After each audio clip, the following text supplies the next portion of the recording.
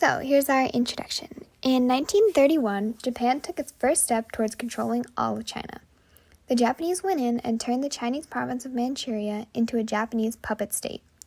And then, 6 years later, Japan took the next step against China.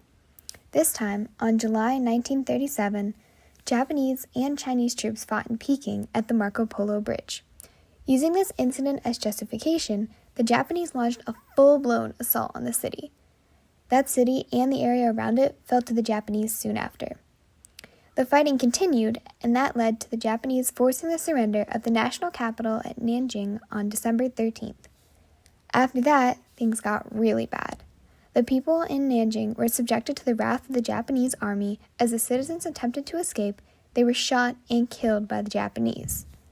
From there, thousands of suspected members of the Chinese army who had shed their uniforms for civilian clothing were apprehended, their hands tied behind their backs, and led en masse to killing fields where they were shot, beheaded, used for bayonet practice, or killed in some other gruesome manner before being dumped into mass graves. Thousands of others were buried while still alive. Rape was rampant as thousands of women were repeatedly forced into brutal sex and often murdered once the lust of their attackers had been satisfied. The carnage lasted for 6 weeks and took an estimated 40,000 lives.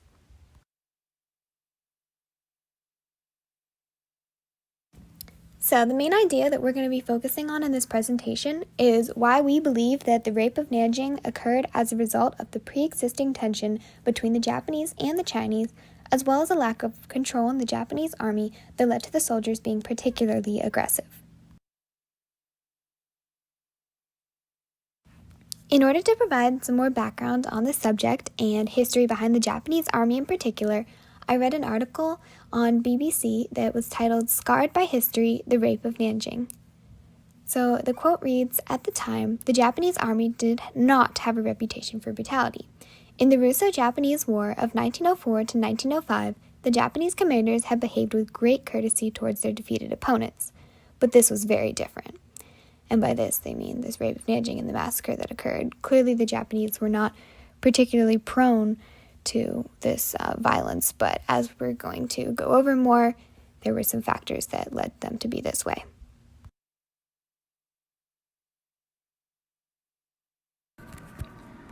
Tensions between the Japanese and the Chinese. So tensions between these two countries date way back to 1894, the start of the first Sino-Japanese Wars.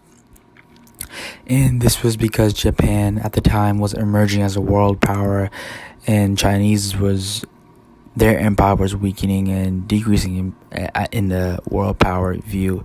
And this conflict between the Chinese and Japanese mainly was caused because of the control over Korea, because Chinese had they wanted control over Korea, but due to its location, it was near the Japanese islands, so it grew a conflict over Korea between both of them, and Japan ended up being victorious due to their vast speed of modernization and technology in their military, and that's part of the reasons why they were emerging as a world power as well. And to go closer to the time period of when the rape of Nanjing really happened was the second Sino-Japanese Wars, and this was really the prime time of Japanese imperialism. And Japanese they invaded Manchuria after a bombing incident on Japanese railroads, and the Japanese military was extremely dominant over the Chinese. They were extremely powerful, and the Chinese had almost no chance of going against them, and they even went to their own civil war over conflicts over being in a communist society or a nationalistic society. And but Japan still remained control, and Japan ended up surrendering and created these tributaries that I will talk about in later slides in 1945.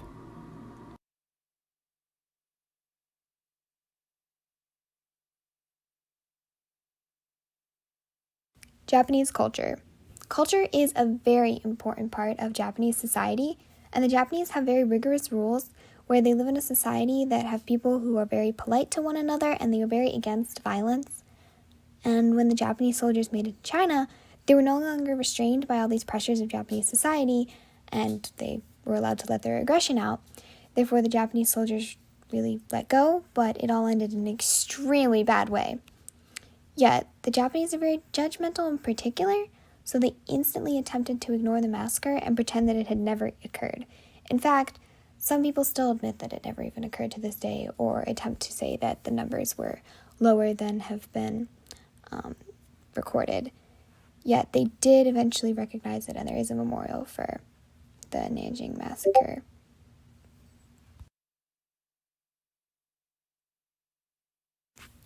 So another reason for why this massacre occurred was that the Japanese army was mismanaged and unprepared. The Japanese army had suffered a long-term decline of discipline, and in the 1920s Taisho period, officers demanded absolute obedience of recruits, often through inhumane means. This led to the need for those recruits to transfer their aggression elsewhere. Hence, innocent Chinese were a convenient outlet once aggression in China began.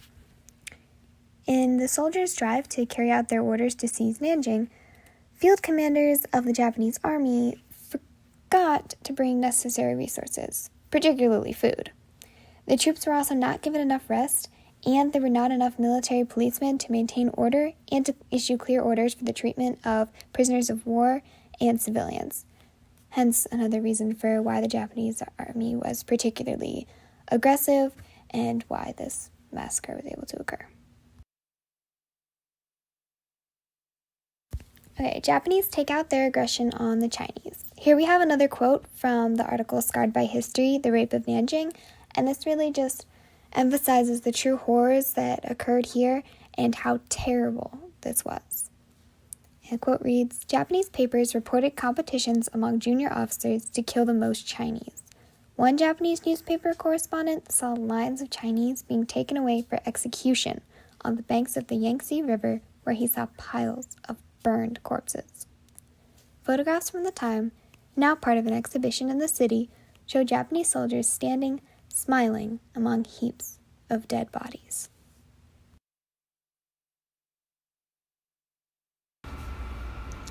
The Japanese treated the Chinese really bad. The treatment of the Chinese was horrendous. Even a Japanese soldier had admitted the atrocities that he had witnessed firsthand. A Japanese soldier, Azuma Shido, admitted to seeing firsthand what he had seen in Nanjing. He was put off and criticized by the public for speaking out about what happened. More than 20,000 females were sexually abused, ranging from ages 8 to 70, and random acts of violence against the Chinese citizens occurred. Japanese soldiers were extremely violent towards the Chinese.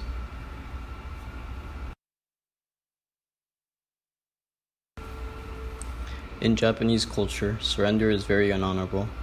When the Nanjing soldiers surrendered after just 4 days, Japanese soldiers had orders to kill all captives. Young Japanese soldiers were encouraged by their superiors to inflict maximum suffering to toughen themselves up for future battles. Mercy was not tolerated by Japan. Some POWs were just executed by machine guns, while others were tortured in more horrendous ways.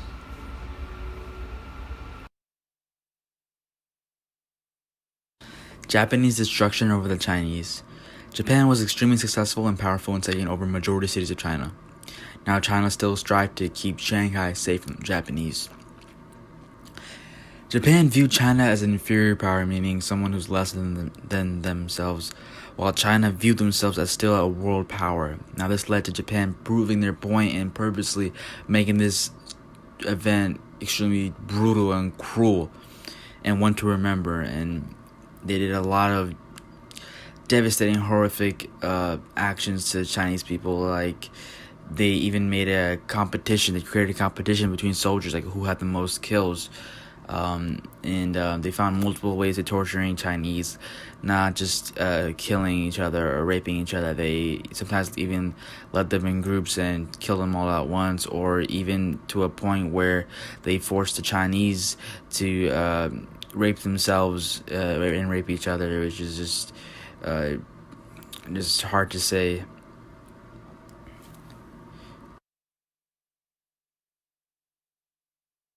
The aftermath of the massacre. In 1945, when World War II also ended, so did the second Sino-Japanese wars have ended because with the result of two tribunals, the International Military Tribunal of Far East and the Nanjing War Crimes Tribunal. Now these tribunals, the purpose was to judge the Japanese officers and the generals who actually were sentenced to death for their actions and their partake in the war and the massacre. Now, even to this day, some Japanese believe that this entire event, this massacre of Nanjing, some of them believe that it never happened. Some of them believe that it's not as severe or what people say it was. But there is a Nanjing memorial hall of victims in the massacre that was created in 1985 to commemorate almost about 300,000 victims.